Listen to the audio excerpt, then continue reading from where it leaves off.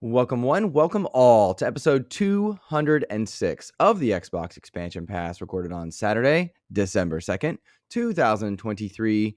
I am your host, Luke Lohr, the InsipidGhost, joined by my co-host, the intrepid Captain Logun.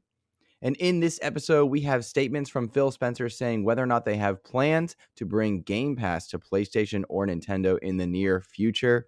Xbox is teasing something big at the Game Awards, and Halo Infinite is bringing a long-awaited mode to fans. As always, we hope you enjoy the show. Logan, we like to start the show by offering words of kindness to those who have made our gaming weeks better. But first, how are you, my friend? I'm doing good. It's been a interesting week as we're getting closer and closer to the Keelhauled Awards.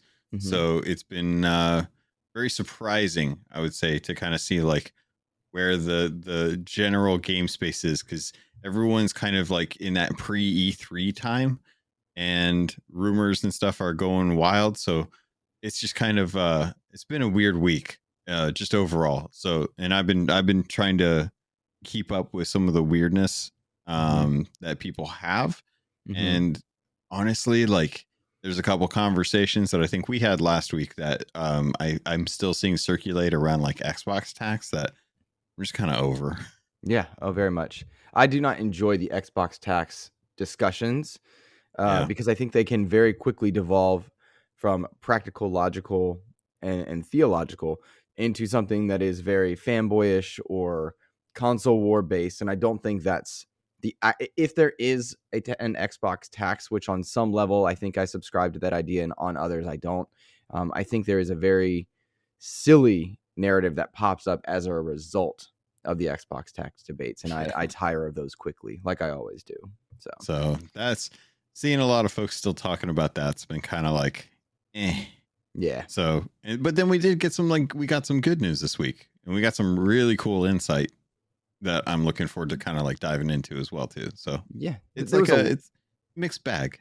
Very much a mixed bag in terms of the gaming space. We had some. It is kind of a pre E3 element because the Keelhauled Awards are very much a tentpole moment for the gaming industry, and those tentpole moments have shifted in the last decade from what they are to what they were rather to what they are now. But they always bring about news and I would argue healthy discussion points. I've enjoyed the discussions around the Keelhauled, like what qualifies as an indie game, what qualifies as a live service. Like I enjoy the logical, the thoughtful debates on those things, what we need to have, what we don't need to have. But I don't like when it's like finger pointing and accusational, like whether Jeff Keighley has his own bias or not. Like I get tired of that because much like Jason Schreier, who's also a polarizing figure in the gaming space for a lot of people, we need Jeff Keighley. We need the Schreiers. We need people doing certain works because there are too few that are doing games journalism, that are doing major game awards, rallying and bringing people together under one roof to spotlight games and whatnot. So like or dislike, they are important to the industry. Yeah. You know, it's what was surprising this week that I realized as a result of the Keelhauled Awards. What's that? There was a conversation that came up around snubs, and the conversation, like the whole idea of like getting snubbed and whatnot, that's its own thing that we've talked about in the past, but it kind of really brought out a lot of people's passion for games that didn't get nominated, that a lot of folks wanted to kind of have a conversation around. And I think that was really kind of cool to see folks talking about games that most of us may not be paying attention to or may not have had a chance to really like dive into. And one of the topics that I want to, we're going to be getting into, Halo, was in kind of the forefront of a lot of people's minds when it came to awards. And it was really kind of cool to see like the passions for games that people have in their communities come out and kind of say like, hey, you know, we're out here, you know, we love our game. We're just busy playing it. We're not, you know, we're not journalists writing about it on a regular basis. But that was really cool. I like that. It was really cool. And I had a similar thought because people that are invested in their game, like the gamer, the player of those games, they're not typically out writing articles or whatnot. So if I have For some reason, What's Good Games is in my mind, like Andrea Renee and the ladies over there. They're not playing Halo Infinite. Why would they know if that's an excellent live service or if it's getting well served as a gaming community? Why would they know about esports? Why would like people at IGN that are not playing Halo be able to comment on that? Why would people at GameSpot that are not playing Destiny be able to comment on that? And that's not a diss to anybody, but it's the nature of that kind of an award requires a community to be involved. And if they don't care or not invested in the social conversation, do people know how well served they are? Yeah. It's Yeah. interesting. I think that's definitely, like, we have the player choice award for in the Keeley nominations to be able to like voice our opinion, like which one the community thinks is the best game of the year. Mm-hmm. And I think that there's definitely a space where we could have had something like best ongoing game open up to the public vote, because I think that would kind of like even the playing field a little bit more for certain games that people may not be paying attention to. Yep. No, I agree. I think also the nature of those public like player choice vote on this awards sometimes can get memed. And I'm thinking about last year, the Sonic Frontiers community. Yeah. And was it Elden Ring? Sonic Frontiers and Elden Ring? I can't remember what it was. But as somebody Mm, who loved Sonic Frontiers, and I love Sonic Frontiers, that's not a game award. That's not a Game of the Year award. You know what I mean? Like, yeah. that's not quite the same thing. It's kind of like, I guess it's not 1-to-1, but like Starfield is on my short list for Game of the Year, but I don't believe it should be in the Game of the Year next to some of the other titles that I think are probably more deserving of a more complete, refined, bug-free, clean experience. Yeah. But Yeah. it's all opinion, and then when it's opinion, I appreciate when people are respectful as they express it. So Yep. Yeah, I agree. Well, we kind of got jumped into a Game Pass topic, which not a Game Pass, a Game of the Year topic, which is neat. But we have not done our words of kindness. Yeah, we haven't done the actual like patron stuff, have we? Yeah, we didn't do any of that. That's all right. I'm cool with that. I want to do my words of kindness first, if you don't mind. No, go for it. So very trying week in the Lohr household. Mrs. Ghost and I had to put our pup down, which was very sad, and it's been very difficult. It comes on the back of a number of other kind of sad things in our family this year, but the community was really kind, both in social spaces, in our Discord. Everyone was reaching out, being very kind, which I really enjoyed. And then we got to do our Xbox wrap up, which is now a community format where we invite patrons onto the show. And Butch4969 joined us. So it was great to see Rick again this month. And then Red Beast joined us for the first time, which was an absolute blast to have him. And he got to tell us about how his kids listen in the car and whatnot. So I want to give them a good shout out. What's up, Red Beast? Red Beast. And the kiddos listening. You guys are awesome.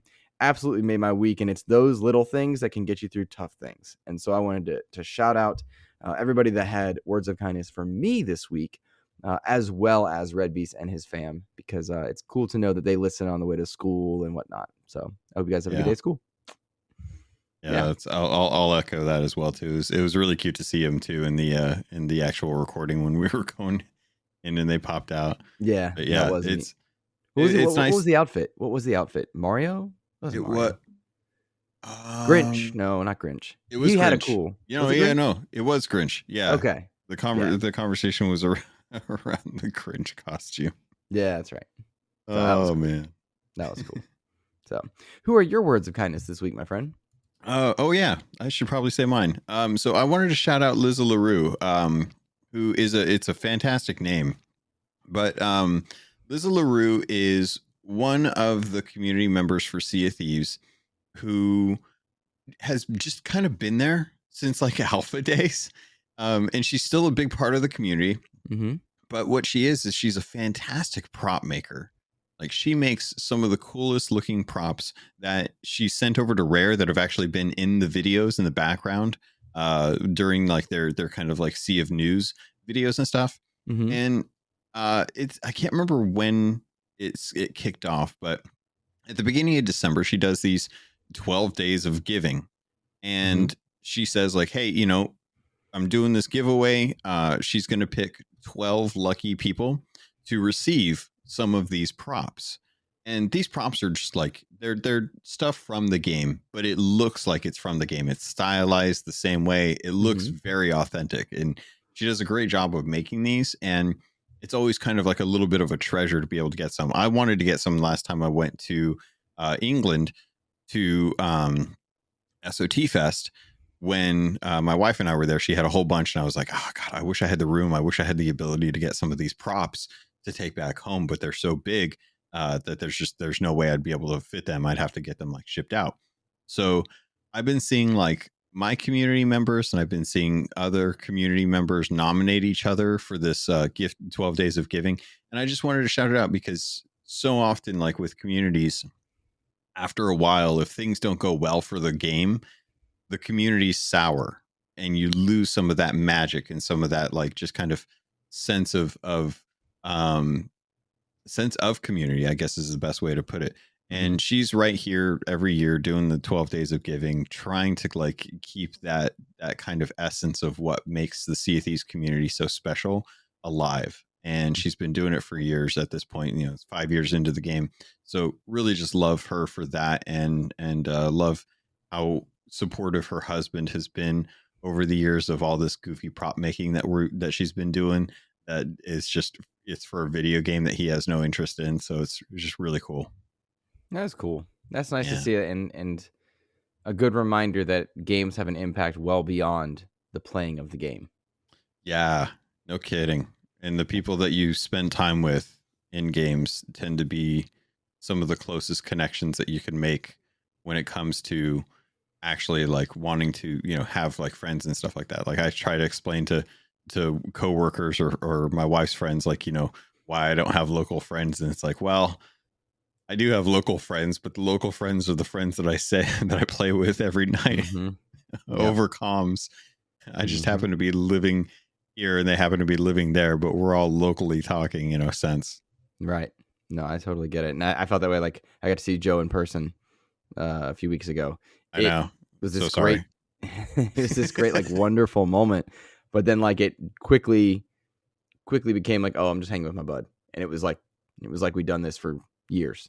So it was a cool feeling. So. Well, look, man, I think it's time we read some patron shout outs. Yeah. And then get on into the rest of the news, because we kind of already dipped our toe in early on. Yeah. Sorry, guys. Nothing wrong with that. Thank you to those of you who are supporting XCP over at patreon.com/Xbox Expansion Pass. You guys are keeping the lights on and the content coming. We know it's a end of the year time, and your dollars are sometimes spread thin, especially around shopping time, but it really does make a difference, and it helps this show keep going.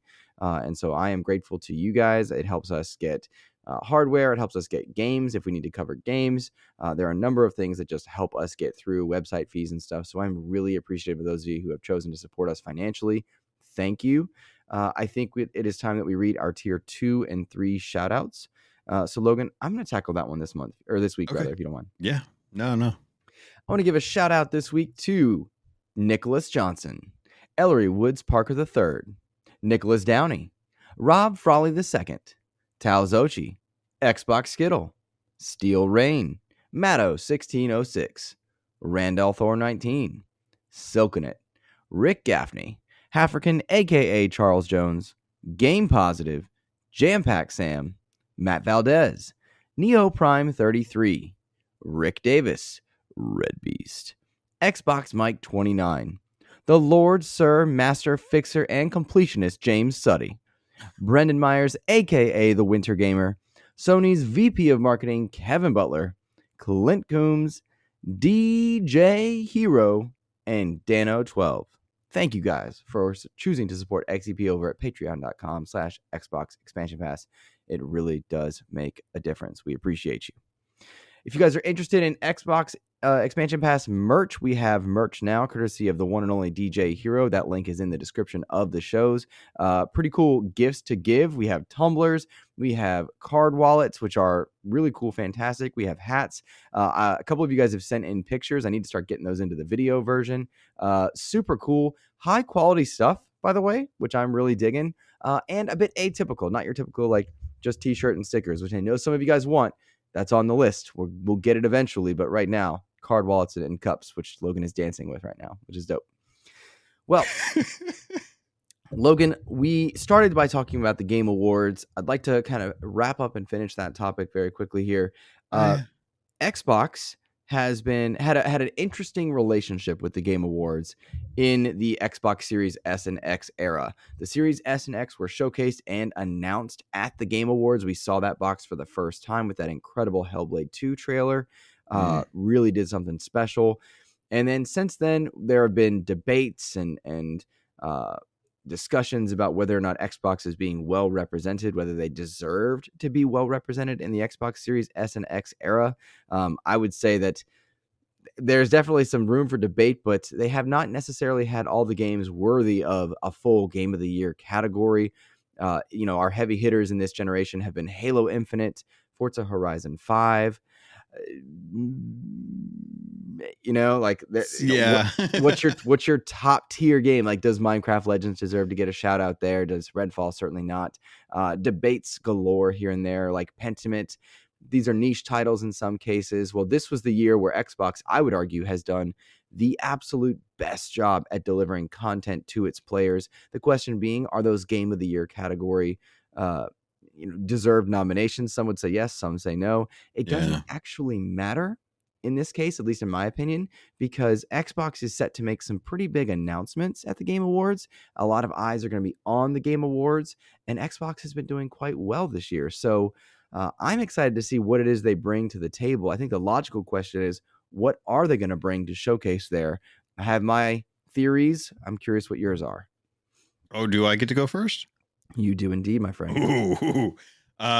So you remember how let's take a wayback machine there, Peabody, to the old Activision Blizzard released information, the stuff that they didn't want to get out. Okay. Xbox has consistently been putting out hardware announcements for the Keeleys and stuff. I think we're going to get this refresh. You think we're going to see the refresh here? I think we're going to see the refresh. I think we're going to definitely see the new controller with the refresh. And I think that it's same box, same. I don't know if the look is going to be the same, but I think we are definitely going to see something to coincide with PlayStation 5's kind of refresh of the PlayStation 5 model. And I think we're going to get that hardware announcement there. I think that's one of the biggest things, because I think Xbox wants to kind of save some of their big hitters for their own thing. Last year we got this amazing Xbox developer roundup that was at the end of January, and it hit so well with Hi-Fi Rush being a shadow drop from Tango Gameworks. I would be very surprised if they didn't want to try and do something like that again, try and recapture that lightning in a bottle. So when it comes to like Game Awards, I really feel like they may give like Keeley a couple good promotional things that are coming up for 2024, but I think they're going to put hardware there, because I think hardware's the easy thing without having to worry about like production timelines are a lot more predictable with hardware than they are with software. I'm going to dispute some of the logic here and agree with some of the others. I think this is a time for software, because hardware, you have holiday sales. You don't want to dissuade anyone from picking up hardware. And right now, we're seeing some incredible bundles for the Xbox Series X. Even post Black Friday, we're seeing better bundles. Yeah. Like a Series X for $350 with Diablo 4, which to me is a Game of the Year caliber game. Pretty incredible. I don't think you want to dissuade people from getting current hardware, because you had the Series S refresh. You have the Series X bundles there. I think what they're doing is clearing shelves for this January, February talking about the Series X refresh, if that's truly going to come to fruition, which I believe it would. It makes sense to streamline chipsets and stuff, because they have made a conscious effort in 2023 to fix their hardware supply concerns, and they did that at the expense of cloud. They stopped putting some of those things on server racks because they won't. What's that? That's fine. I'm fine Yes, with that. I agree. It's fine. And Get actually, more. To jump ahead a little bit, Phil Spencer had No, no, no, don't do it. We'll talk. We'll keep it. We'll keep it go. Keep it focused on. Don't let me distract you. Okay. Well, I'll say that I think the hardware refresh discussions come later on when you want to monopolize a topic, Mhm. a news cycle, and here you want to sell your box, and you do that with software. Like you show Avowed, you show Hellblade 2, you show 1 to 2 more, and then Mm. hold the rest in reserve. Right now, PlayStation has a brilliant opportunity to showcase what it is they have coming because no one knows. We only know Wolverine, and that's about it, right? And there's been a lot of fuss about PlayStation in 2023 not having enough software. The irony being they're selling quite well. But we don't know what's coming. So PlayStation has an opportunity to say, here's our slate. Xbox Yeah. needs to have, here's our slate kind of next to it. And then monopolize a discussion about hardware later on. Uh, that is my theory. But either way, I'm excited because I would imagine we see Halo, Halo Infinite's PvE mode, which is coming, which is dope. I see that get a little spotlight. We see some stuff that we already know here and there. Sell Game Pass of it, but show us some of the games that it's time to see. That's what I would think. Yeah. Mm. Mm. See, I disagree. I think it's only been about 6 months since E3 timeframe, Mm-hmm. and a lot of the games that we saw there with like the South of Midnight. I'm forgetting on the names of them right now, but Avowed, South of Midnight, the Tower Towerborn, game, Towerborn, Towerborn, the Clockwork game, Clockwork Revolution. Clockwork Mm-hmm. Revolution. Those are all ones that, in like Fable, Mm-hmm. I think we know that they're coming. I don't think that they're as close as like first quarter of 2024, but I think because of us knowing those, I think maybe they'll have like a couple game announcements, Mm-hmm. game trailers with dates for the close stuff, like the quarter one stuff. But I think I do think they want to try and do their own showcase where they can kind of do something on their terms and kind of really like Xboxify it. Mm-hmm. I think that the comment that you make about them wanting to not deter sales from hardware, the Game Awards is such a niche thing in the gaming community that a lot of people will go there for the trailers, but I don't think a lot of people who are buying systems are like out there not with a system right now. Like I don't think Mm-hmm. anyone watching the Game Awards is without an Xbox or a PlayStation or a Nintendo Switch. I think that they're kind of in their ecosystem and either have at least one or multiple of the consoles, Mm-hmm. and that's not going to really deter like the general populace buying a console, buying an Xbox for the first time are probably not watching the Game Awards to find out for hardware news. I tend to agree with you. However, I think that this is where you sell that person with a PlayStation and Xbox. You sell the person that's a Switch family with an Xbox. I think Mm, that's the general idea. At least that's a theory of mine. But nonetheless, okay. like the bigger picture Yeah. is that Xbox is telling its consumers go watch the Game Awards, Yeah. which for all the hoopla if Xbox is being well represented there, for all the social discourse about Keighley being biased or Kojima, he loves Kojima, like none of that really matters because so many eyes are on year after year. We see the Game Award audience growing, and they consistently have an opportunity to showcase what the best of Xbox is. And frankly, like Xbox has only improved throughout the Series S and X generation. Started strong. They had that weak 2022, but even then, that week 2022 was great for its live service properties. They did a good job with their live service games, and Game Pass delivered nonstop. So they had good talking points. Dipped in sales for consoles, but we're seeing consistent efforts to bring new audiences in. We're also with the Xbox update in is it the December update or November? I always kind of confused, It's but the with December. the December update, they're bringing compact mode, which you have a good theory on. They're doing some good stuff with with the Japanese language stuff. They have another audience that they can discuss the globalization of Xbox on a better scale, uh, and show what Xbox truly is to a bigger audience. I think that's the goal. So whether they're getting an award or not isn't the actual objective. The objective is to bring eyes on the brand in a positive way. Yeah.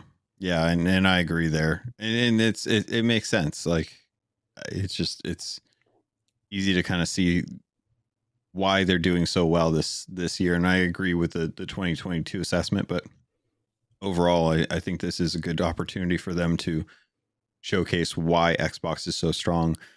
I am kind of curious as we're kind of like winding down on this, on the awards thing. Mm-hmm. Do you think we're going to see any announcements pertaining to the Activision Blizzard deal? It's been a couple months now. They've had some time to kind of have some meetings as far as like backwards compatibility for stuff coming to Game Pass. We already know it's coming for Game Pass in December. But do you think they're going to announce anything as far as like stuff that's coming to the catalog? Had you asked me 2 weeks ago, I would have said no, because Spencer and his team were very clear that like there's no secret event plan. There's no special spotlight happening because it's going to take time to integrate.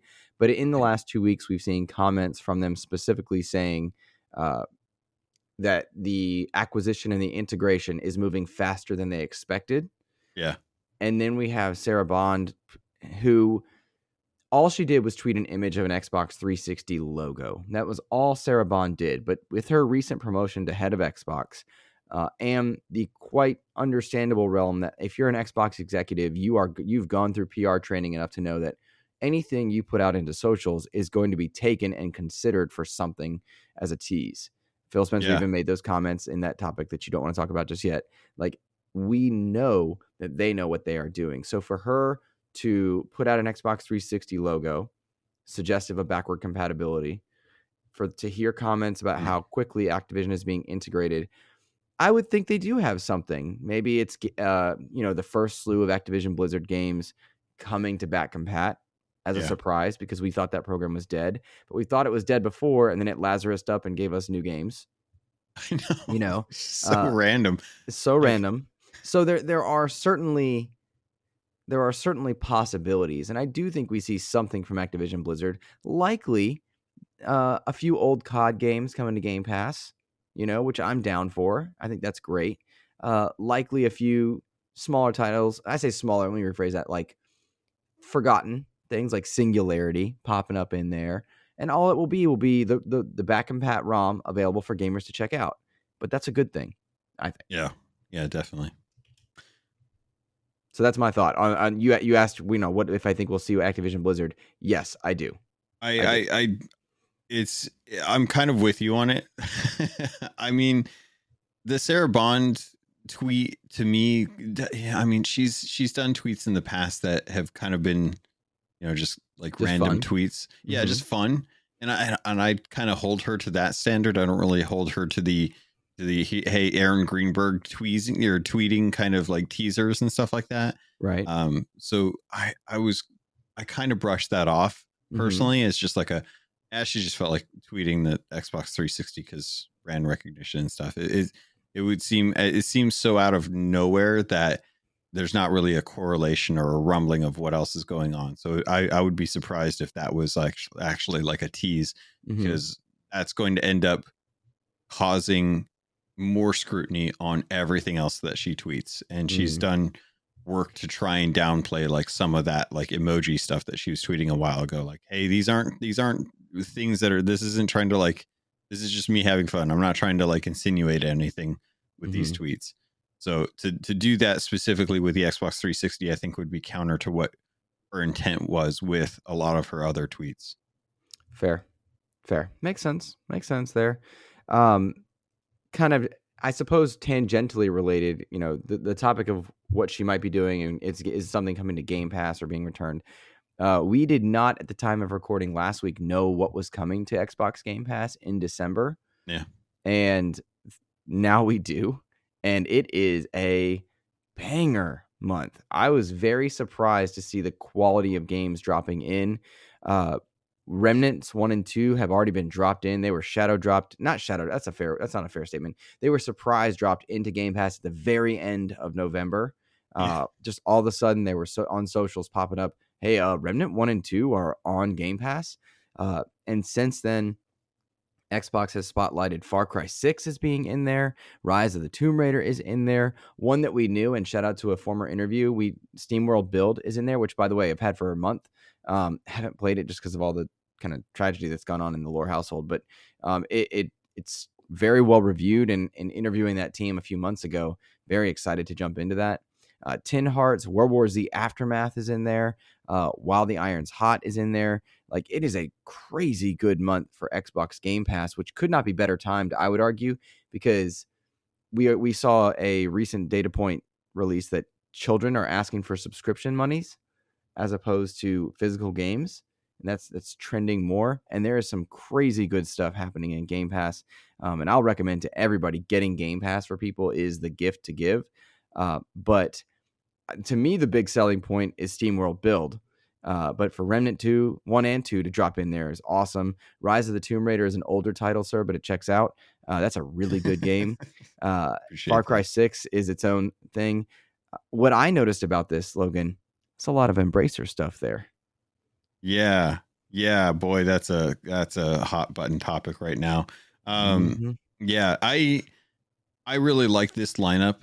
Far Cry 6 is a fantastic Ubisoft game. I think John Carlos Esposito is a fantastic villain in Far Cry 6. Really just cold-blooded, but with an iron fist that has like a driven goal for a very kind of monarch style or a tyrannical leader style of like their version of I think is it Brazil? I can't remember. Mm. I'm Cuba. trying to remember. Cuba. Cuba. Thank you. Yeah, that's right. But like playing through that, I absolutely love it. The only thing I have an issue with Far Cry 6 is the ammo type system that they have in that game. But I mean, outside of that, I think the game itself is really really well done. Remnant and Remnant 2, that's a huge win for folks because Remnant 2 is brand new this year. Remnant 1 really good. Positive reviews for those all around. World War Z was in Game Pass for a long time. Mm-hmm. I think it dropped out and I think it's back in. Same thing with Rise of the Tomb Raider. Mm-hmm. SteamWorld Build is echo your sentiment. It is the one that I think is the biggest win. Mm-hmm. I'm very interested to jump into SteamWorld because I love the SteamWorld games. Depending on like the type of game that they are, since they jump genres so frequently, which is crazy that they're able to do that. And that interview that you had with them was fantastic about SteamWorld Build. If folks haven't gotten a chance to go listen to that. But I'm looking forward to jumping into that because I do want to try like a SimCity style game in the SteamWorld genre because it's I don't know, it's one of those genres. It's kind of like Fallout or Mad Max. I really like that kind of deserty dystopian future styled game, and SteamWorld does it in such a cute way that it's hard to ignore how awesome it is. But yeah, it's a really good lineup this year. I think Goat Simulator 3 out of nowhere too. That was a this year game as well, getting put into Game Pass. Anyone not satisfied with something in December to play, I would love to know what kind of game you're looking for, because it must be like a JRPG or something like that. I saw a bit of video on Spirit of the North, and something about it told me that like Ellery, they would be really into it. Totally, yeah. You know, and like that was something that I definitely felt. And I'll put a call out because our community was very excited about several of these. Like, they immediately got excited about Remnant, immediately got excited about what was it, SteamWorld, and I even heard good things about, was it Timkin? I never remember. It's Tin Hearts. Is it Tin Hearts? Tin Hearts. I will put a call out to our community. The games that Logan and I aren't by nature set to review or give coverage on, if you will write a review for us, we'll read it on the show. I love when we get to do that. We've had some great reviews for stuff that we don't play by our nature. And so I'm anxious to see, what our community is playing, what listeners of this show are playing. If you're willing to write a quick, 1 paragraph review, let us know, because it helps us cover stuff that by nature we don't necessarily get to. Right now, you and I are playing something under NDA, which we can't talk about. And so that's where our coverage energies are going at the moment. So I will welcome some community reviews there for sure. For sure. Yeah. I want to transition now because Game Pass is a place where As an Xbox consumer, if you're a subscriber to Game Pass, you can stream your games to the cloud, like from the cloud, and play anywhere. And while we've been talking, Logan, I put on my Backbone and I've Oh, look at been you. logging in. Yeah, I often dabble in mobile and stuff while we chat. And there's a lot of stuff to suggest Xbox is doing a good job, uh, or rather to say, focusing their energies on the mobile space with their Game Pass or their game update for December, bringing a compact mode, which I'm going to invite you to talk about. Yeah. And then in the interview with Windows Central, he talks about how cloud is still a priority, but it's shifting a bit here and there. Well, I booted up Vampire Survivors and I started it on cloud about 3 minutes ago, and it's just now getting in because of queue times, which I think is very interesting. We talked about how they would stop kind of pushing consoles to server racks and instead are selling hardware to consumers, which I believe is the right choice.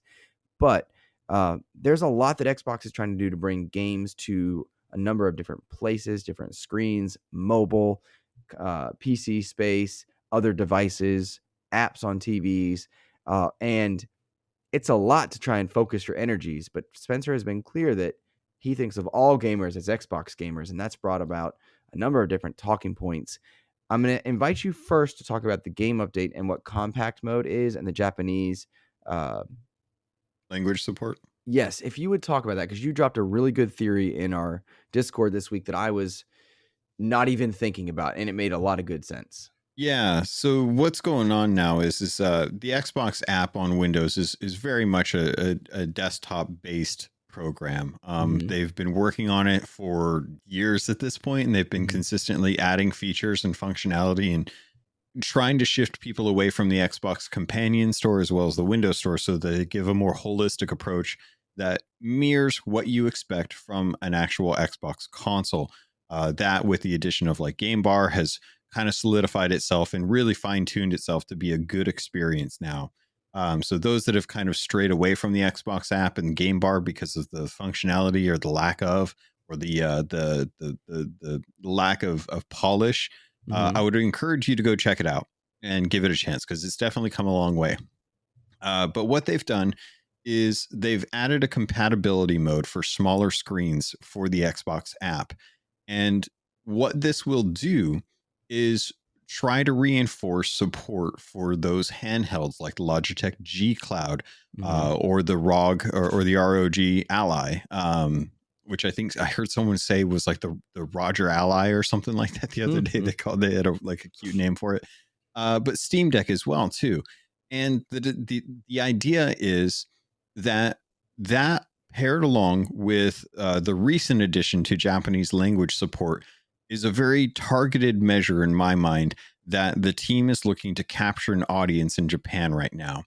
Right now in Japan, PlayStation has released their PlayStation Portal, and I believe that to be a direct response to the popularity in Japan and in their market of the Switch. Mhm. The Switch is hands down one of the biggest consoles for Japanese gamers due to how mobile they tend to be, or how mobile focused they tend to be. You Mhm. know, if you look at the generations, Nintendo has built in the culture of handheld gaming, being on a train and being able to play your Game Boy or your Nintendo DS, or, Mhm. to go around and go to different, like little, I can't remember what they used to call them, but there was like little DS spots where you'd go and like get little gifts and stuff for you to I know what you're exchange talking about. information. Like a Yeah. near pass or something, like you could walk by somebody with a DS and get treats. Is Yep. that what you mean? Yeah, so they've built in this idea that you want to have like a handheld console with you all the time. Mhm. And the Switch has been a real crazy, like, just it's been a cultural phenomenon over there, and how it is completely changed like what they expect mobile gaming to be like.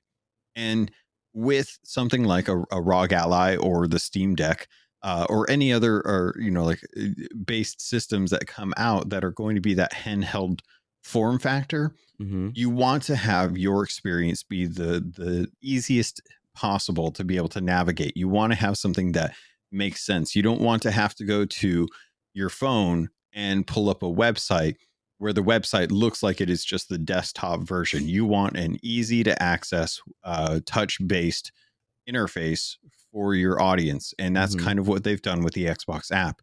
And adding Japanese language support is a clear indication that they understand, like, if we're going to be bringing all of these really great JRPGs from the Persona franchise to Game Pass, we want people who grew up with those franchises Mm-hmm. and had them, built in their backyard, have a good experience with the Xbox app. So this was very key for them to ensure that they are able to really kind of capitalize on that mobile based handheld market in Mm-hmm. Japan, and the commitment to getting Japan on board with Xbox as an ecosystem and not Mm-hmm. just a thing that is in the market. It it all makes sense. Like when you lay it out like that, it does make sense because they've made such concerted efforts to go and get uh, games that are popular in Japan onto Game Pass. They've made a concerted effort to spotlight their console in Japan in a way that it hasn't successfully done in the Xbox One era, and not since the very early days of the 360 era, and not at all in the original Xbox era. We saw they sold very well at one point a month or so ago. They had 2 weeks consecutively where they outsold the PlayStation 5 for a number of debatable reasons. But the point is, it happened. People wrote news articles about it. People started thinking about it. And we know they want to consistently improve their relationships and their install base worldwide. Spencer consistently says that if you have a game screen, he considers you an Xbox gamer, a potential Xbox gamer. And that brings with it a whole host of options and abilities. But the idea that on your phone, you can play an Xbox game on your device, that is connected to the internet with a screen, you can play an Xbox game. And that compact mode does present more ease of approach for a developer to set themselves up to make the game more playable in different places. So I'm very much inclined to agree with you. And simply put, I hope it works, because to me, the PlayStation Portal, good or bad, is a very niche device. But the idea that you can pop a backbone on your phone or just jump in on your app on your Samsung TV or something like that presents a far more lucrative option. The deficit being you cannot play a game that you own via cloud unless it is on Game Pass, and I find that to be a problem, which he addressed. Yeah. Yeah, I definitely agree there. I will point towards that particular spot. In an interview with Windows Central, Spencer said a number of things, that the games you own are on their way to cloud streaming. It's just not as quickly as they would have thought. There's a full host of quotes here, but he largely, I'm going to paraphrase for this one, guys, and point to the Windows Central interview, which congrats to Jez on that one. I'm jealous in a good way, if that makes sense. That will long be a goal of mine. But Spencer says that Xbox Play Anywhere has been a long-term part of their strategy, and he doesn't think they've made as much progress as they could have been given the years that it's been available. They're still looking at the ability for you to stream games that you own, and that Xbox Cloud Gaming overall, there's been a bit of a pause on getting the server racks as advanced as they were at one point, because it used to be like every bit of hardware was going to those server racks and you could stream, but they didn't see the growth in the cloud arena, the online Yeah. streaming arena, that they necessarily needed to, and it was sacrificing hardware sales. And so they've kind of put a pause on that.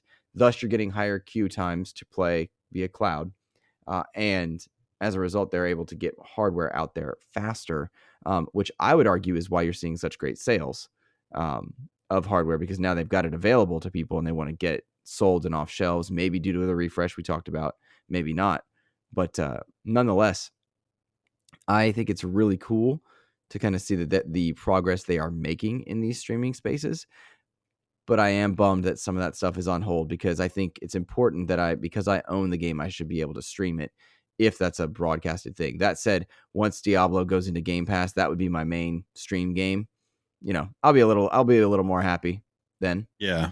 You Yeah, I know, think this is like I've been wondering when, because they announced this a while ago. I've been wondering why we haven't heard or seen anything regarding the Play Anywhere program with being able to stream the games that you've bought, like outside of Game Pass, mm-hmm. having access to those. That's something that I think would alleviate a lot of the design around what hardware based streaming or versus like having it locally installed and playing it directly, or cloud-based like streaming and stuff, like Mm-hmm. knowing that if I want to jump into Fallout or Far Cry 6, right? Before, I would have to have it like installed from the disc on my console. Mm-hmm. And yeah, I could use like Play Anywhere on my phone to be able to stream it from my console, but I still had to have that thing in there. And that was like one game where I just wanted to kind of dip my toe in from time to time. And that's what I love about cloud streaming with Game Pass. Is Game Pass allows me to be able to cloud stream something without necessarily needing to have that install. Mm-hmm. But I would like to be able to stream those games that I own. And that's, I think, a step beyond what anyone else is trying to do right now with those gaming libraries. Like, you can do that with PlayStation Essential, I think, through their PS3 games. Like, Mm-hmm. you just have access to that library and you can stream it directly. But you can't buy a game, have it physical, put it into your console, and then say, okay, I own this game, it's in my library, I want to be able to stream it. Mm-hmm. And I think that is something that goes above and beyond just the idea of like, oh well, you can stream it from your console. It's like, cool, but I don't want to have it installed on my console all the time. Sometimes I just want to dip in for a little bit. So I'm glad that they're still kind of moving forward with that. I think it's an important thing that will add a distinction level from Xbox's catalog. You Mm-hmm. have any catalog you can now stream. It doesn't matter. It's like NVIDIA GeForce, to kind of go against where I think like Xbox is kind of stepped away from trying to do the compete against Sony and Nintendo, and more for like, let's go against NVIDIA and other cloud-based streaming platforms. Mm-hmm. I think that's where they see their competition, because that's where the future will move us towards. And I think using these kind of systems to kind of give us access to our library regardless Mm-hmm. is a really smart move. I have Very a forward thinking. I have a theory that some of the reason this was on hold, apart from the things that we listed, is that the future of cloud was a bit in flux, given the Activision Blizzard, like, where are you going to stream certain titles? If these go into Game Pass, there's some legality that comes with that. And I wonder if now that that future has been solidified with, partnerships with Boosteroid and some of the other cloud streaming places, like Ubisoft is taking over in certain parts of the EU, etc. I wonder if perhaps there'll be more movement on stream games your own, stream stuff in Game Pass. The cloud gaming space will get more clean because some of that stuff was on hold. And I don't know if that's the case, but it does occur to me that could have been a possibility. I wouldn't be surprised if just everything overall kind of took a little bit of a backseat, put on the back burner for now while they were working through that acquisition, because it was such a litigious acquisition. Mm-hmm. I think that everything kind of suffered a little bit from it, especially like 2022. It was a very quiet year, and all we had to talk about was really the Activision Blizzard deal. Now that that's kind of like in the rearview mirror, I think attention and focus from like Phil and the teams are now able to be put towards stuff that maybe was kind of kicked up before, and now they can kind of be like, okay, hey, by the way, what's going on with that update on Play Anywhere? Where are we at with that, and what's blocking us? Certainly, all the legalities were a distraction for those leadership teams, and whether they wanted it to be or not, they had to focus on those events, those things, be prepared. Their time and energies were put towards certain things, and now they're able to kind of, like you said, get back to, where are we at on X, Y, or Z, and that is, to me, very promising, because if they're bringing back the focus, or they're returning to kind of that core of like, let's get content to gamers in more ways, now they've got such a catalog with which to do that with. I'm very excited for it. Yeah, me too. Logan, that speaking of that catalog in that same Phil Spencer interview, one of the things that I found interesting was that Phil Spencer is not planning to force dormant IP to return just because. He's not going to take a team and say, hey, we own Spyro, go make Spyro. He's going to let the teams have a bit more say so in what it is they make. He wants to identify passions that the team has and make the games that they want to make, which I am encouraged by, to a particular extent. I'm very excited to see that that's the approach he's taking with his internal studios. I hope that means also that they'll go outside or seek out, is there a team interested in this dormant IP? Is there a team that wants to make a Spyro game, wants to make a Banjo game, wants to make something? Because if you are, we want to encourage that passion. What ideas do you have? I hope that's the approach, because I don't want a team forced to make something they don't want to make. That's not healthy for bringing in talent. And we've seen Xbox do a great job at trying to support its talent in the wake of some of the necessary unionizations taking place in the gaming industry, some of the frustrations in watching the development of things like Halo Infinite, where people were all contracted but not on salary, and that resulted in a lack of fluidity in the teams. I think there's a lot of lessons learned. I want the teams to make what they want to make, because then you get Hi-Fi Rush, you get Pentiment, you get Obsidian's Grounded, and you get some of their bigger stuff. Maybe I'm over reading into it, but what was your take on seeing that? No, I mean, I think that there's two sides. I'll take the devil's advocate approach on this one. People are consistently asking for things like Legacy of Kain, Soul Reaver. People are constantly asking for things like Banjo Kazooie on this, and to have Phil, wear like the Quake T-shirt, and people like being extremely excited about that. To have folks like Jez Corden in the media talk about wanting StarCraft 2 to be a thing again, or StarCraft to be a thing again, or Heroes of the Storm to be a thing again. Like there's a lot of IP that is dormant, and yeah, maybe you don't want to force it onto a team specifically, but there's most definitely a place where there is going to be a studio who isn't sure what they want to do. And Phil coming to them and being like, hey, we really want to know if you guys will make a Banjo game and give it to Toys for Bob. That's going to do a lot for the community, because it shows that not only is Phil and the team like aware and present in the conversation of what gamers are asking for and trying to help deliver on that, but it also helps kind of revitalize a lot of the IP that is like loved and cherished. Nostalgia is a big thing. It's one of the things I think is kind of, it's a detriment to new IP in the industry, because it doesn't ever feel like new IP gets a chance. So, yes, you can take a risk with new IP and have a Hi-Fi Rush. You can also take a risk with new IP and get a Redfall.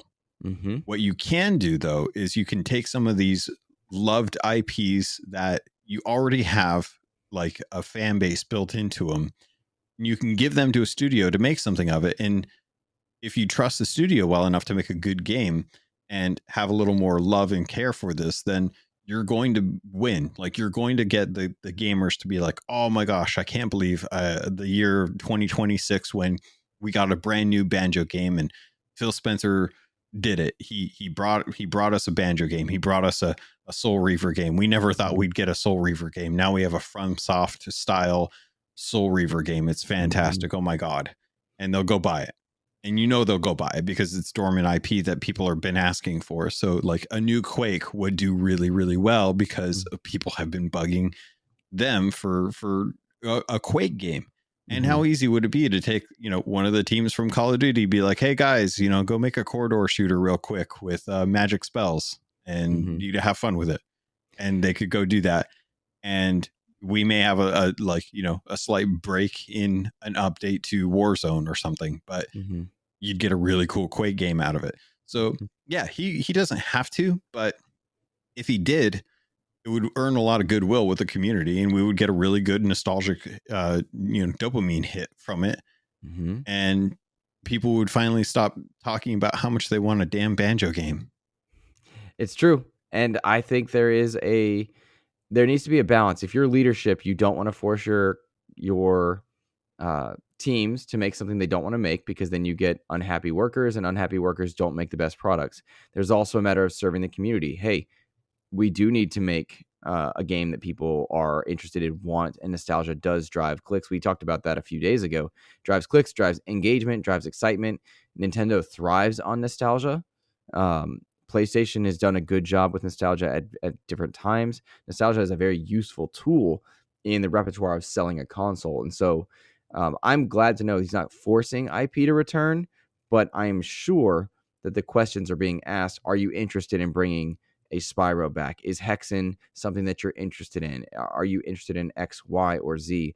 I wonder how much second party will play a factor here. Will they be interested in shopping around? Would they? This is an example that's fresh in our minds because we talk about it often. But like, would they go to Ascendant Studios and say, "Hey, Mortals of Avium, dope. You want to do that with Hexen because they do favor?" Is there a second party conversation that will happen as a result of the bringing in of IP? I don't know the answer to that, but I would imagine, given the nature of these executives and the behaviors we've seen from them over the years, that at the very least they're having those discussions in the strategy rooms. Yeah. And I think that's an important part of like these acquisitions as well too, is like what are the things that we have now that we can use as ways to kind of bolster some of these genres that we're not necessarily capitalizing on as well too. Like, do we have a Hexen? And I kept saying Quake for some reason. I don't know why I kept saying Quake, but yeah, it was Hexen. Quake is just as relevant. I mean, Quake is relevant, but they got that remaster recently, and that's so. But for some reason, I was referencing the Hexen shirt that were you really? Yeah, I meant That's Hexen funny the whole time. Yeah, like I think this is a good opportunity for Phil to be like, all right, usually I don't do this, but people are bugging us for the Soul Reaver game. Mm-hmm. It would finally silence a couple mouths in the industry. So can we do something like that? Has anybody got the cojones to do that? And Lord knows if they put out a AAA quality experience, people are going to be excited. Like that Soul Reaver is a great franchise that I often forget about, but like a AAA modern day Soul Reaver experience, dude, I can't imagine many people that are upset by that, Yeah. Bring back Blood Rain, I never played that one. I never played that. Wait, Blood Rain, was that like universally panned? Is that why you're saying that? No, I don't know if it was universally panned. It was definitely it was definitely of a time pandering a bit to a male audience for sure, which is always the joke in my mind. But it's probably not a good joke. No, I know what you're talking about. Then we are talking about the same thing. It's the one that's like nearly nude vampire hunter or vampire. Yeah, I got you. I know what you're talking about. Yeah. Okay. Cool, I just remember having a weird, I remember her having weird things in her hair that didn't make any sense at all. It was like rings in her hair with ribbons coming off of it. And I'm like, that doesn't like weird. It's like the lollipop chainsaw thing. Like it just doesn't make sense, but I know it's going to sell. Right. Makes sense. That makes sense there. In that same interview, which again, a good bit of info came out. At the moment, there are no plans to bring Xbox Game Pass to PlayStation or Nintendo. I found that to be a non-story, but a story nonetheless. And what I mean by that is neither Nintendo nor PlayStation want that right now. That's not something they want. We've seen PlayStation do a good job at trying to get PlayStation Plus to compete with Xbox Game Pass because Game Pass is a better service at this point. But at the moment, none of those things are happening. I don't think you're going to see that happen until Xbox commands a bit more respect in console sales or in IP recognition. But make no mistake, they're in that direction and that trajectory, and I'm sure all three of those platforms are like, this is a possibility one day. How do we prep for it? I want to also say, before I invite you to comment on a number of things from this, there was also the debate of, is Xbox going to go third party? Are they still going to make consoles? That conversation came from this as well. So take that in whatever direction you're interested in. If Xbox stops making consoles, then yeah, you'll probably see Game Pass start moving towards PlayStation and Nintendo hardware. But I don't think Phil's a console gamer, man. He's a gamer through and through. I know that he loves the lineage that Xbox has had with its hardware. It's been a long hard road to even get like Microsoft to make an Xbox. Mm-hmm. And I don't think that that's something that they want to just like shirk because what, like they sell tons of software everywhere else. Game Pass is a profitable system. It's a service that can make them money and is making them money. So if they have to lose a little bit on hardware sales to get that service into more homes, that's an easy decision right there. It's like you know, it's the whole premise behind like razors and razor blades. You know, you give away the razor so that you can sell the razor blades. Because you know they're you know, if they get a free razor. Printers and ink. Yeah, printers and ink. You can walk into a store and pick up a printer and walk out of the store and they won't stop you. Seriously, they won't. But they don't care. Do it because kids. they know Red Beast, in like tell your kids. yeah. They know in a week you're going to be back buying ink that is going to cost more than the actual printer. That's and as someone who worked in that retail market for a long time, I would consistently tell people, recycle the printer, come buy a brand new one. You'll get about as much ink. And people are like, but why? Why wouldn't I just buy the ink cartridges? And I'm like, there's more profit on the ink cartridges for them. We don't make anything. We make a lot off of it, but I can tell you right now, it's not as good of a deal. Interesting. That's fascinating there. Yeah. But yeah, I think I'm surprised about the conversation around Game Pass not coming to Nintendo. PlayStation, you know, they've got their pride. So I understand that. And Nintendo's always kind of been a very kind of walled garden. Like they're very protective about like what's on their ecosystem. And the Switch has really stepped away from that. Like their indie game scene as well as their adult game scenes is completely like broadened as a result of the hardware. So like you can go to the Switch and get just about whatever game you want, even though it's very oriented towards a family setting based off all their marketing and stuff. So for them to not want to have Game Pass and make a sweetheart deal with Xbox to get a percentage of that sales is it's interesting because they're already comfortable with the idea of streaming games and selling games at full price that are 100% streamed. Look at like Resident Evil 6 or not 6, what is it, 8 Village 8, right? I'm not sure what you're asking me. What is you lost me. Resident Evil Village is 8, right? Yes. Okay, yeah, I'm pretty sure that's the one that they were selling alongside 7, where it was just completely streamed. Like you had to agree to sign up for the streaming service. I know what you're talking about. Okay. Yeah, if you wanted to play that game on your Switch. Right. And the reason for it is they wanted to have like something that was like decent fidelity as opposed to the Batman trilogy that just released on there, which is just looks rough, but it'll get patched. My poor Arkham Knight is my favorite game of all time. The Arkham series is my favorite series of all time. And DC is my favorite I don't know what you would call it. Like I love DC. Let's just put it that way. Yeah.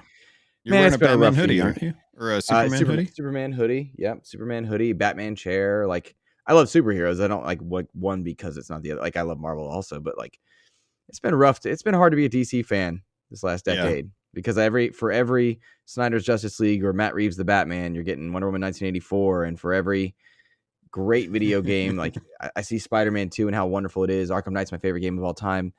I'm seeing Suicide Squad be a thing, right? I'm seeing different franchises get spotlighted in Gotham DC. Knights. Gotham Knights, yep, that's a good one. And it's just like, come on, man.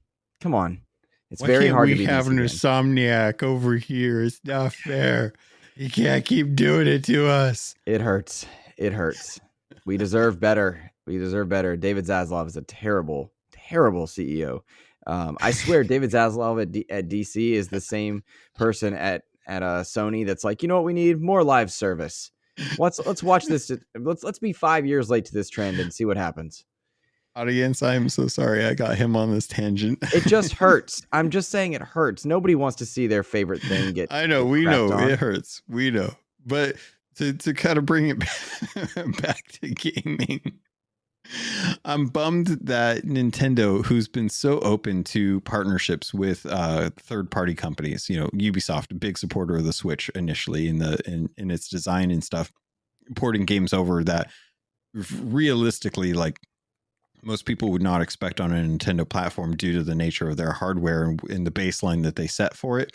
Mhm. But to go with cloud streaming is a big win. And given that, a lot of people are accustomed to Game Pass and having game streaming through Game Pass for those games, it does seem like just free money that Nintendo could get Mhm. if they just said yes to it, if they just Mhm. said yes as opposed to no, or no, we don't have any plans. So I think realistically, like the reason why this isn't a thing is because Phil is holistically focused on ensuring that their platform succeeds now that they have this big acquisition from Activision Blizzard. There's a lot of expectation Mhm. and a big bill that they're going to have to try and like kind of take care of. There's the check came and there's is $69 billion, and that may be a drop in the bucket for Microsoft, but not for Xbox. Mhm. So Phil has to answer to that and Mhm. enrich the current platform before enriching others. And I think that's why you're seeing bundles with things like Diablo 4, things like Yeah, Call of Duty. Like these are our big moneymaker franchises. Let's get it in people's hands and start associating them with Xbox because they're making money in wherever those games are. But if they can get them as many places as possible, but also increase the install base on Xbox, it's a double win to kind of recoup that money that they invested in, as well as simply up their franchise popularity because that's only going to service and support gamers. yeah, yeah. They want people to think about Xbox when it comes to Call of Duty and Activision Blizzard stuff. Mm-hmm. Yep, yep. And for all the Call of Duty discussions that have happened in the communities, that game is doing bonkers well, and I know they're excited about it. I Yeah, know that Xbox is pleased because there's a lot to be happy about there. A lot to be happy about. And Diablo's on a resurgence. Side note, I'm loving Diablo's season 2. Having a yeah. blast with it. Really Just got enjoying some it. news about it too. Yeah, yeah, we certainly did. Call of Duty's selling baller well. Got some new stuff announced for their season 1, which people are very excited about. Yeah, Like, I was really excited to see one of the crossover characters I wanted, which is Butcher, coming in. They've got a lot of good stuff coming to COD. Butcher Uh, for Call of Duty. Are you sure? yep, I'm sure. It'll be in the zombie mode. So The Boys is having another crossover with Call of I Duty. didn't know. I didn't know the Butcher was coming. I knew A Train was coming. A-Train's coming. You'll see Homelander and Starlight make a return. Butcher is featured in some of the trailers. Some of them are mode Ooh. specific. That might be what you're thinking of. It's not like an operator you can buy, I think. Ah, But okay. there is nuance to that, and I don't want to speak out of turn because I don't have it in front of me. But I'm seeing Butcher in the trailer. I'm seeing the Boys on display, and the Boys is a perfect fit for Call of Duty. Spawn is a good fit. The ones that feel strange are like seeing Messi and Neymar show up. These are, football legends. Yeah. But COD season 1 for Modern Warfare 3, a lot of people are excited about it. And to see Diablo doing so well with its seasons and in a return for its season. Season 3 is on its way in January. Season 2 is doing quite well. I like season 2 a lot. Yeah. To This see season design's a lot better than season one's design. Oh yeah, and we just got a huge update for Halo Infinite, which is another obvious Xbox multiplayer shooter property. Yeah. It's getting its PVE update finally. I'm so excited for us as in our gaming crew, and I hope the XEP community as well to jump in and play Firefight, which is their horde based mode, which has long been wanted in Halo Infinite. And Halo Infinite, I will die on the hill, is the best Halo ever made. And the problems with it come from the delivery of content, not the launch version, not the mechanics. It was the delivery of content and seasons, and that's maybe up for debate for some, but it's got to be top 3. Yeah. There's nitpicks I could make, but I'll hold off. Yeah, the bigger point is that it's an extremely good game, and it's doing right by its fan base now, and I'm excited by this PVE mode that's coming in. And simply put, like Xbox is firing on all cylinders right now. We're going to get a lot of new IP in 2024. We're going to Yep. get uh, we're going to get the known IP to associate in a stronger way with Xbox gamers. I'm excited by what Xbox is doing, and 2024 looks to be big and powerful. I am very curious to see what the Black Friday sales were on Xbox with the bundle Mhm. deals. Did people buy into the idea that Xbox is in the right direction? Um, what's happening there? So I'm curious. We'll see. We'll Yeah, see. it'll be nice because there were some really good smoking deals on hardware. Yeah. Yep, big time. Big time. Logan, some quick smaller topics here. I played some of the Killer Instinct update. It's dope. Very excited by that. Nice. I know we have one question from our community, or one topic. Final prediction. This comes from Wolverine over on Threads, Logan. He says, final predictions for Xbox reveals at the Game Awards. Do you have any strong prediction for something we're going to see that we talked about at the top of the show, but you're adamant that there's going to be hardware and there's going to be a controller? Yeah, those are kind of like my main ones. I honestly, I think if anything, we would get like a Hellblade 2 date.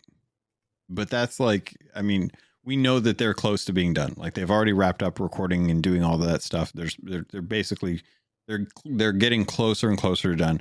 I know that Avowed is something that is still being tested. It's not done. But I know that they are getting closer to it.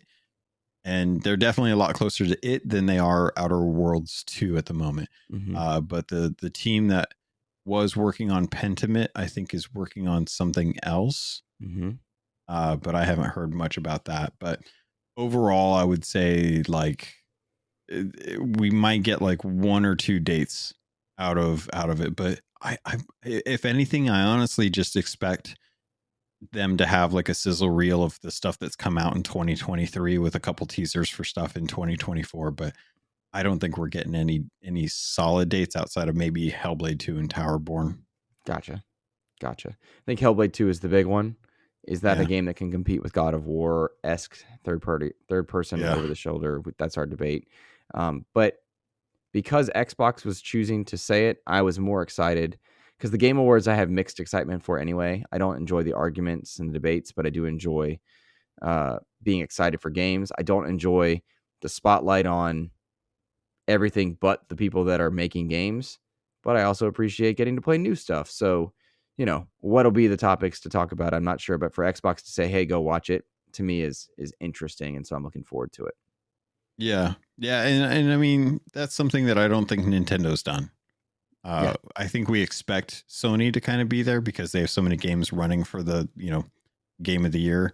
But it's nice to know that Xbox wants to have representation at the Game Awards because of how much expectation there is on the Game Awards to deliver news, which is why I'm surprised like the Call of Duty 6 or not Call of Duty, GTA 6 trailer got the announcement that they're going to be revealing the first trailer this coming week, and it's not going to be at the Game Awards. I thought for sure like Keeley was going to try and do whatever he could. He was going to sell his soul to the devil to get that trailer for the Game Awards, and he didn't. I'm sure he tried. You have to I'm wonder sure why he they tried said to. no. Well, is that a marketing deal with PlayStation or something? Like, I think what so. was it? What was it? I think Grand Theft Auto was on PlayStation. I think that's the marketing, if I had to guess. So. They get all anyway. Yeah, they get Call of Duty. They get Diablo. Oh no, they don't. So, burn. Yeah, singes the nostrils. Well, Logan, I think that's a good place to stop. I enjoyed our debates this week. I would imagine that next week we have quite a bit to unpack across the gaming space. Would you, sir, be so kind as to let people know where they can find you? Yeah, I'm going to be doing Keelhauled podcast this week. I'll be reminding people that this is the community weekend. This was the community weekend by the time you're hearing this.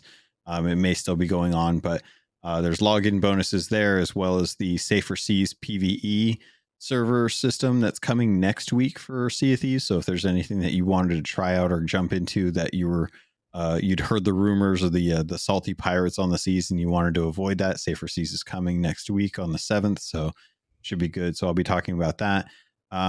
Outside of that, I'll probably be playing games with the Discord community. So if you guys sign up for the Xbox Expansion Pass Patreon, you get access to that Discord. It's a great little kind of home away. It's like it's a clubhouse, Very much it's like a tree clubhouse where your buddies show up and y'all hang out and play games together. And I love when we get to just chat with folks and jump into different games from different people that you've never met before until you get into that Discord and you just realize how cool everyone is. I love that we just sometimes just jump into that Discord to voice chat while we play games, and then people just hop in and talk about their day and see how they are. It's very community based. Yeah, It's just love been it. a nice, necessary, needed thing. And like, I've been kind of social media absent, Yeah, as we put Shelby down. And that was really hard. But like seeing the community still thrive and be supportive and kind to each other, seeing that some of the content creators that are in our community still use that, uh, you use the paid, their own content creation spot like that has been cool. I'm consistently uplifted by how wonderful they all are. So yeah, yeah, me too. yeah, And I was really surprised that you decided to dress up as the little boy. I think it was Travis from Old Yeller. When you went to go put Jesus, Old Yeller, Jesus, Shelby down. It was God. very awkward, especially going, the screenshots of taking the shotgun into the veterinarian. That was it was a choice. I'm not gonna say that it was a bad choice or a good choice, but it was definitely a choice. But I know you wanted to do her right, and I'm sure whatever new puppy you get will embody the soul of your past dog. Good Lord, Logan. Good Lord. All right, cool kids. Find me on socials at InsipidGhost. Thank you to any and all who have checked us out on YouTube, on Spotify, shared your Spotify Wrapped list, all that stuff. Please consider hitting like and subscribe. Have a fantastic rest of your week, everyone. Take care.